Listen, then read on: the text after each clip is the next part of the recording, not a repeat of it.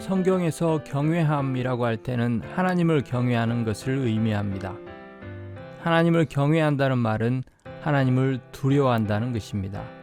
존중하고 귀히 여기는 마음을 가지고 그 앞에서 두려워 떠는 것입니다. 하나님의 거룩하심과 위엄에 두려워 떠는 것입니다. 시편 119편 61절은 이렇게 말합니다. 악인들이 불의하게 나를 핍박할지라도 나는 주의 법에 떠나이다. 잠언 28장 14절은 이렇게 말합니다. 항상 경외하는 자는 복되거니와 마음을 완악하게 하는 자는 재앙에 빠지리라. 예레미야 33장 9절도 이렇게 말합니다. 이 성읍이 세계 열방 앞에서 나의 기쁜 이름이 될 것이며 찬송과 영광이 될 것이요 그들은 내가 이 백성에게 베푼 모든 복을 들을 것이요 내가 이 성에 베푼 모든 복과 모든 평안으로 말미암아 두려워하며 떨리라. 히브리서 12장 28절 29절은 말합니다. 그러므로 우리가 흔들리지 않는 나라를 받았은즉 은혜를 받자. 이로 말미암아 경건함과 두려움으로 하나님을 기쁘시게 섬길지니 또는 감사하자. 우리 하나님은 소멸하는 불이심이라. 피조물로서 그것도 타락하고 부패해서 우리 스스로는 하는 것마다 죄로 오염된 피조물로서 하나님을 두려워하는 것은 당연하고 마땅합니다. 그것은 하나님의 백성이라고 해서 예외가 아닙니다. 이 두려움은 죄로 인한 두려움이기 이전에 창조주 하나님에 대한 피조물이 갖는 존재적인 두려움이기 때문입니다.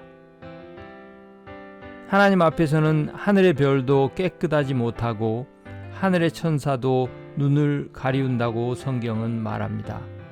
보라, 그의 눈에는 달이라도 빛을 발하지 못하고 별도 빛나지 못하거든. 하물며 구더기 같은 사람, 벌레 같은 인생이랴. 욥기 25장 5절 6절 말씀입니다. 이사야서는 말합니다. 만군의 여호와, 그를 너희가 거룩하다 하고 그를 너희가 두려워하며 무서워할 자로 삼으라. 아멘.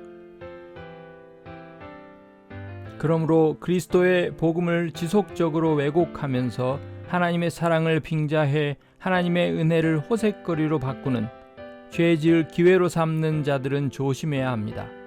죄인에게 거룩하신 하나님은 다름 아닌 소멸하는 불이시기 때문입니다. 히브리서 12장 28절 29절을 들어보십시오. 그러므로 우리가 흔들리지 않는 나라를 받았은즉 은혜를 받자. 이로 말미암아 경건함과 두려움으로 하나님을 기쁘시게 섬길지니 또는 감사하자. 우리 하나님은 소멸하는 불이심이라.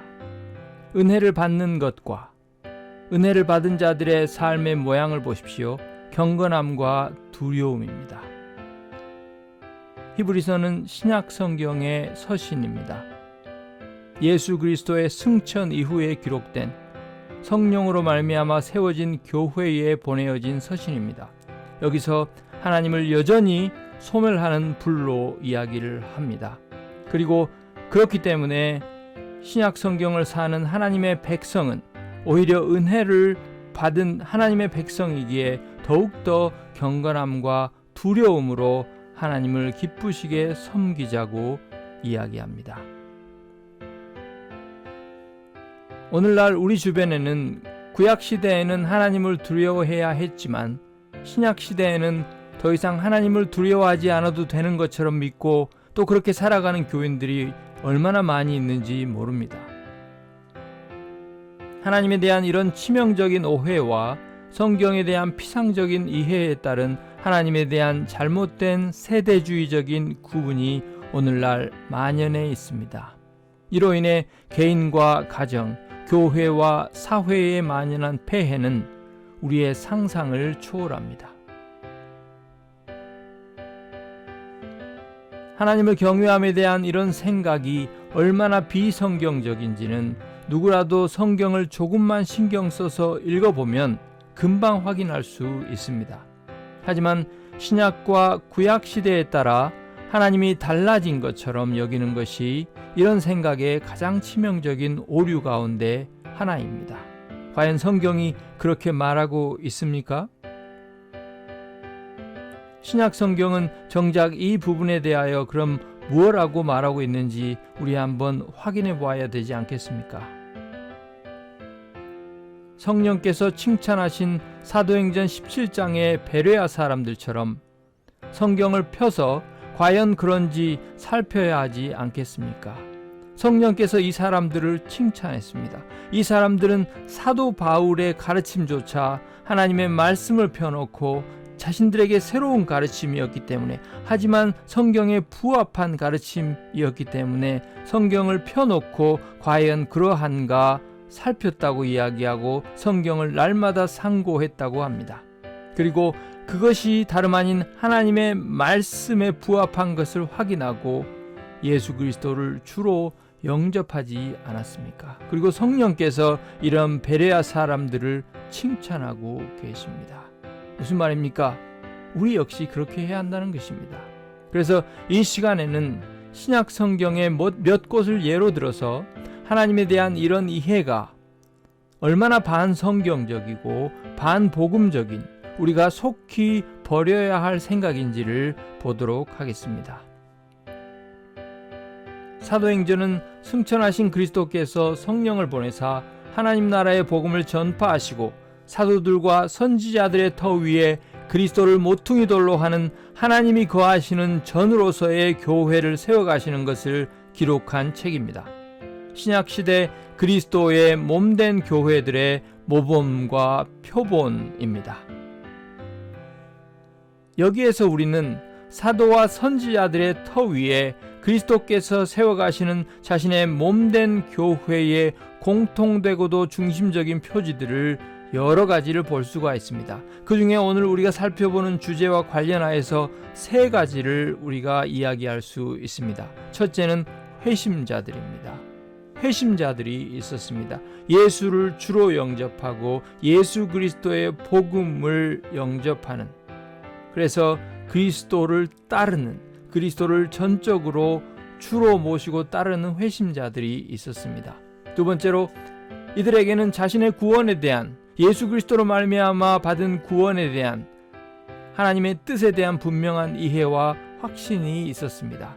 그리고 이들의 삶은 하나님에 대한 경외함으로 가득 차 있었습니다. 이제 이 세 가지가 각각 무엇을 뜻하는지 간략하게 보겠습니다. 첫 번째로 회심자들입니다. 회심의 경험과 방식은 회심자들마다 다르지만 그 결과는 마치 한 사람인 것처럼 동일하게 드러납니다. 성경에서 말하는 회심자들은 하나도 예외 없이 그리스도를 주로 모시고 그의 계시된 말씀을 일상에서의 최종적인 권위, 절대적인 권위로 받고 살아갑니다. 이런 회심자들이 있었습니다. 두 번째로 구원에 대한 분명한 이해와 확신이 있었습니다. 당연히 이런 이해와 확신은 교육되고 학습된 것을 넘어섭니다. 그것을 가리키지 않습니다. 이것을 배제하지는 않지만 그것이 전부가 아닌 것입니다. 그 이전에 무언가가 있었습니다. 만약 이런 이해와 확신이 교육되고 학습될 수 있는 것이라면, 소위 말해서 학식이 많은 것과 구원을 알고 누리는 것이 비례해야 할 것입니다. 하지만 그렇지 않다는 것을 우리는 성경을 통해서나 경험적으로 잘 알고 있습니다. 오히려 하나님은 이 구원을 통해 세상에 미련한 것들을 들어 세상에 지혜로운 것들을 부끄럽게 하셨습니다. 그리고 그것은 지금도 다르지 않습니다. 왜 그렇습니까? 조나단 에드워즈가 말하는 것처럼 이 지식은 다름 아닌 하나님으로부터 오는 초자연적인 빛의 비추임을 받은 영혼이 새롭게 되는 것으로부터 시작하기 때문입니다. 할례자나 무할례자가 아닌 마음의 할례를 받는 것이 중요한 것처럼 식자나 무식자가 아닌 영혼이 이 빛의 비추임을 받고 거듭나는 것이 중요합니다. 세 번째로 경외함입니다. 하나님에 대한 경외함입니다. 이런 역사가 영혼에 일어난 결과와 증거로서의 경외함입니다. 그리스도 안에서 하나님의 새 언약에 속한 자들에게서 공통적으로 드러나는 핵심적인 표지로서의 하나님에 대한 경외함입니다. 이는 신약이나 구약이나 다르지 않습니다. 창세기로부터 시작하여 요한계시록에 이르기까지 하나님을 경외함은 구속받은 하나님의 백성의 표지입니다. 한 명도 예외가 없습니다. 지배적인 표지입니다. 장소나 시간에 따라 혹은 만나는 사람이나 관계에 따라 더 있고 덜 있고 하지 않습니다. 지배적인 표지입니다.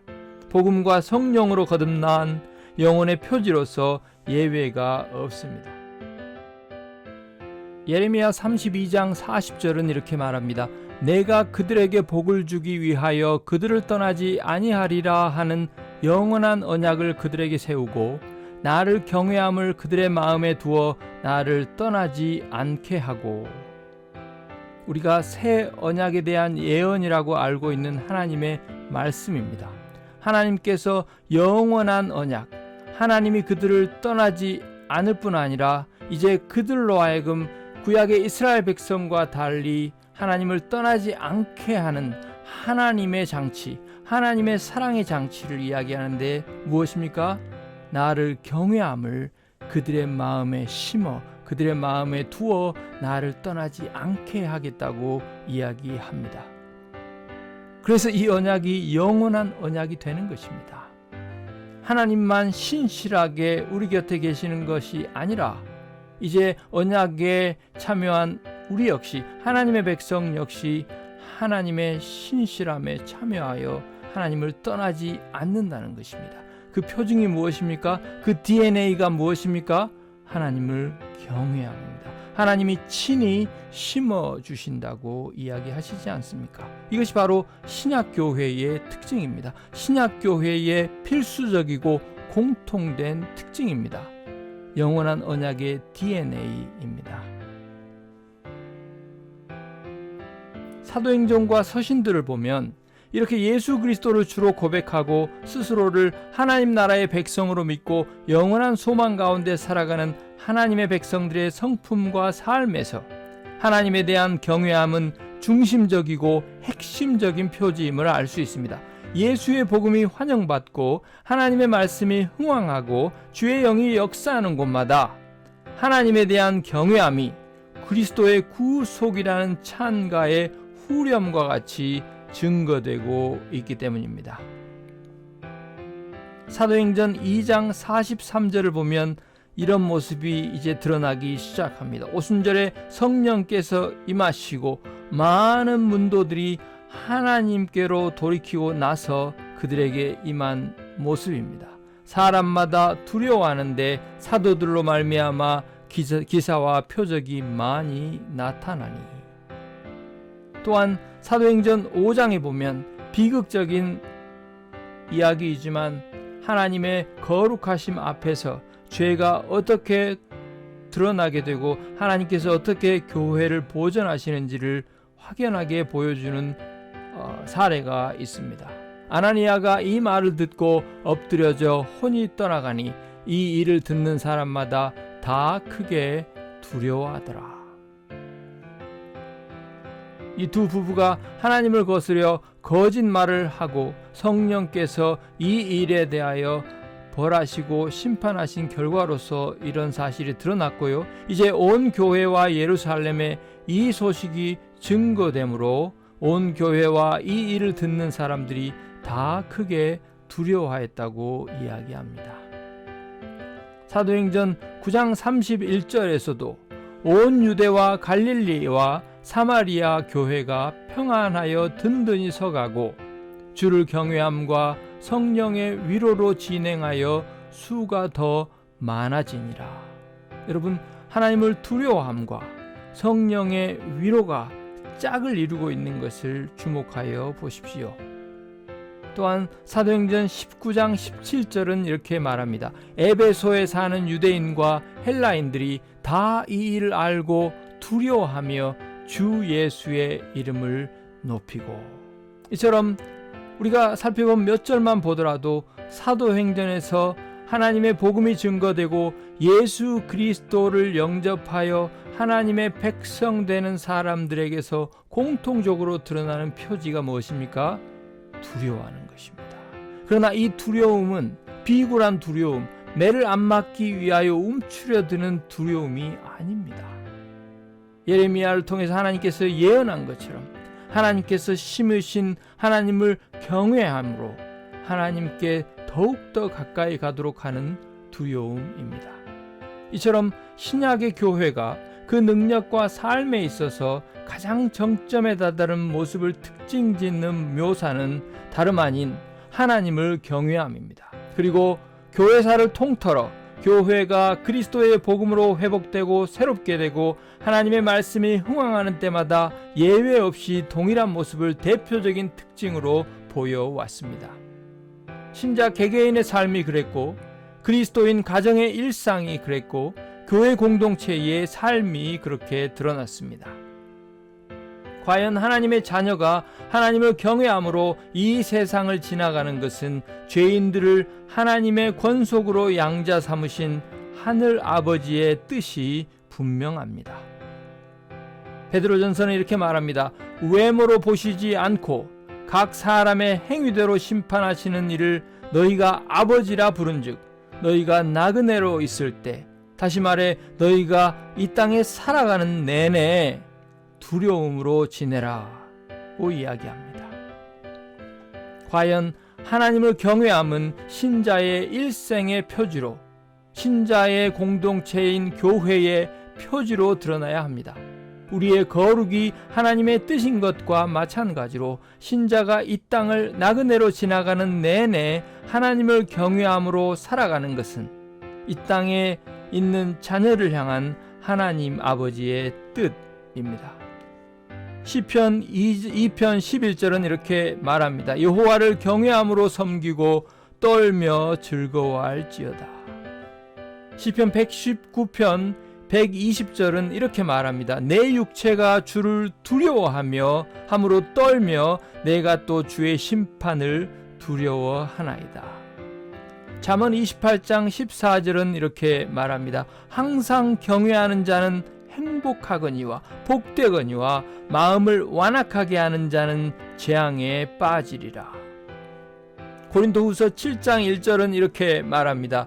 이 약속을 가진 우리는 하나님을 두려워하는 가운데서 거룩함을 온전히 이루어 육과 영의 온갖 더러운 것에서 자신을 깨끗게 하자. 보십시오.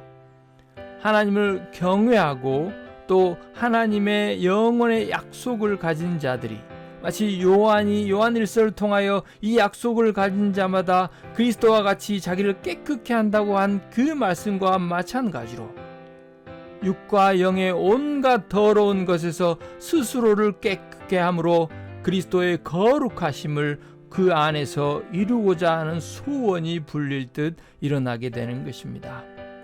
사도 바울이 빌립보 성도들에게 한 말씀을 들어보십시오. 너희가 나 있을 때뿐 아니라 더욱 지금 나 없을 때도 항상 복종하여 두렵고 떨림으로 너희의 구원을 이루라고 합니다. 히브리서 12장 28절 우리가 앞에서 본 말씀입니다. 우리가 흔들리지 않는 나라를 받았은즉 은혜를 받자. 이로 말미암아 경건함과 두려움으로 하나님을 기쁘시게 섬길지니. 아멘. 이 말씀들이 다는 아닙니다. 그럼에도 불구하고 우리가 앞에서 전제한 하나님의 경외함이라는, 하나님을 경외한다는 이 태도와 이 마음 자세가 구약뿐 아니라 오히려 신약에 더 온전히 하나님의 백성들의 공통된 표지로 또 친히 하나님께서 그들의 마음에 심으신 하나님 백성들의 DNA로 자리하고 또 그렇게 드러나는 것을 확인하기에 충분하지 않습니까? 반면에 그도 그럴 것이 성경은 그리스도를 거부하고 대적하는 세상과 여기에 속한 모든 자들의 삶의 특징을 다름 아닌 하나님을 경외함이 없는 것이라고 합니다. 로마서 3장 18절은 이렇게 이야기합니다. 그들의 눈앞에 하나님을 두려워함이 없느니라 함과 같으니라. 이것이 바로 하나님의 백성 아닌 자들의 공통적인 특징입니다. 여러분, 이 세상에는 두 부류의 사람밖에 없습니다. 거듭난 자와 거듭나지 않는 자, 다시 말하면 하나님을 경외하는 자와 하나님을 경외함이 없는 자입니다. 시편 36편 1절의 말을 들어보십시오. 악인의 죄가 그의 마음 속으로 이르기를 그의 눈에는 하나님을 두려워하는 빛이 없다 하니. 하나님은 이런 세상을 향하여 심판을 경고하시며 돌이켜 하나님을 두려워하고 그에게 영광을 돌리라고 복음을 전하십니다. 그가 큰 음성으로 이르되 하나님을 두려워하며 그에게 영광을 돌리라. 이는 그의 심판의 시간이 이르렀음이니 하늘과 땅과 바다와 물들의 근원을 만드신 이를 경배하라 하더라. 이것이 바로 오늘날 우리를 향한 하나님의 복음의 경고요 구원의 말씀입니다. 그가 큰 음성으로 이르되 하나님을 두려워하며 그에게 영광을 돌리라는 것입니다. 요한계시록 14장 7절의 말씀입니다. 이제 그의 심판의 시간이 임박했기 때문입니다. 무엇을 공통적으로 말하고 있습니까? 우리가 지금까지 간략하게나마 살펴본 이런 말씀들을 통해서 우리가 공통적으로 확인할 수 있는, 우리를 수렴케 하는 게 무엇입니까? 하나님을 경외함이라는 것은, 하나님을 경외하는 태도는 구약시대만을 위한 것이 아닙니다. 신구약시대 모두는 물론이고 심지어 이 세상을 넘어서 영원토록 하나님의 자녀가 누리는 복입니다. 하나님이 예수 그리스도의 구속으로 우리 죄를 사하시고 자녀 삼으신 이유가 무엇입니까? 그것은 다름 아닌 하나님을 경외하도록 하기 위함입니다. 성경은 하나님이 예수 그리스도의 복음으로 말미암아 하나님의 백성들을 구속하신 이유는 그들로 하여금 하나님을 경외하게 하기 위함이라고 이야기하고 있습니다. 그러나 사유하심이, 죄를 용서하심이 주께 있음은 주를 경외하게 하심이니이다 라고 다윗은 시편 130편 4절에서 노래하고 있습니다. 내가 그들을 내게 범한 그 모든 죄악에서 정하게 하며 그들이 내게 범하며 행한 모든 죄악을 사할 것이라. 이 성읍이 세계 열방 앞에서 나의 기쁜 이름이 될 것이며 찬송과 영광이 될 것이요 그들은 내가 이 백성에게 베푼 모든 복을 들을 것이요 내가 이 성읍에 베푼 모든 복과 모든 평안으로 말미암아 두려워하며 떨리라. 그러나 사유하심이 주께 있음은 주를 경외하게 하심이니이다. 짝을 이루는 말씀 아닙니까? 하나님께서 당신의 백성과 그 백성들이 사는 성읍을 그렇게 흥왕하게 하시는 이유가 무엇입니까? 그것은 다름 아닌 하나님께서 베푸신 모든 복과 모든 평안으로 말미암아 방자해지는 것이 아니라 두려워하며 떠는 것입니다.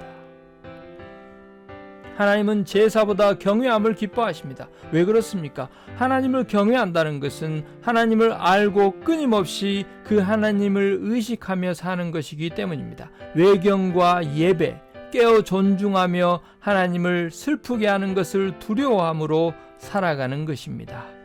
순종이 제사보다 낫다는 말은 다름 아닌 하나님을 경외함이 제사보다 낫다는 말입니다. 코람데호, 하나님 앞에서 행하는 삶이 아니고 무엇입니까? 무엇보다 하나님을 경외함은 하나님의 법에 순종하는 것과 긴밀하게 결부됩니다. 하나님의 거룩하심, 하나님의 주권과 위엄에 걸맞는 마음가짐으로 또 몸가짐으로 살아가는 것입니다. 한마디로 누가 보든 보지 않든 하나님이 그 마신 과일을 만지기를 두려워하는 것입니다. 지옥불에서 고통받는 것보다 내 죄를 위해 죽으신 예수 그리스도를 거스르는 죄와 짝하기를 더욱더 두려워하는 것입니다. 죄는 모양이라도 버리는 것입니다. 반면에 하나님의 구원과 상관없는 자들이 공통적으로 갖는 중심적인 특징, 특징은 무엇이라고 했습니까? 다름 아닌 하나님을 경외함이 없습니다. 하나님을 두려워하지 않는 것입니다. 하나님 앞에서 살지 않습니다. 위선과 외식으로 가득 차 있습니다.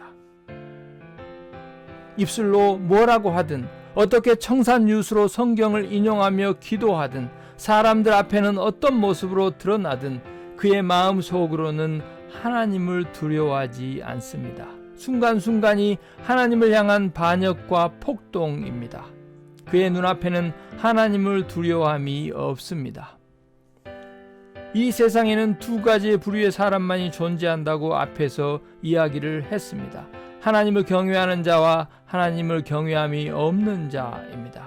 당신은 누구입니까? 당신의 마음은 당신이 어디에 속했다고 이야기하고 있습니까?